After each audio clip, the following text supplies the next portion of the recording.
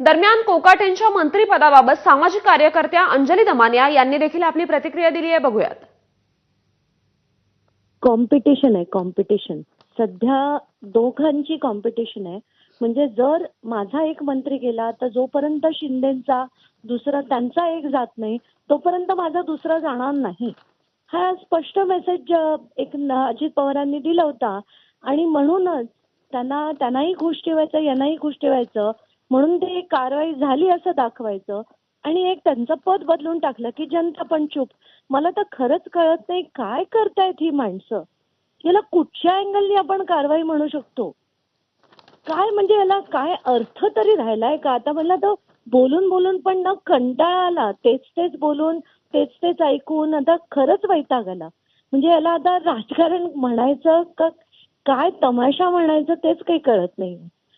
म्हणजे it is frustrating. आता जनता खरंच चिडली आहे की याला काय बोलतायत आणि हे काय करतायत.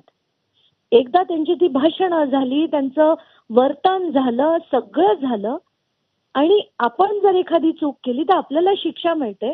पण यांना फक्त पद बदलतं. क्रीडा आणि क्रीडाचा आणि यांचा संबंध काय? काय येतं कोकाटेंना की त्यांना क्रीडा मंत्री बनवलं? म्हणजे त्यांची क्वालिफिकेशन्स काय क्रीडा मंत्री बनवण्याचे? I really don't understand. मला तर खरंच वाटतंय की आपलं ना लयाला चाललंय, दुसरं काहीच वाटत नाही मला. तर खांदेपालट करणं हा चांगला पर्याय नाही. माणिकराव कोकाटेंनी वारंवार शेतकऱ्यांचा अवमान केल्याचं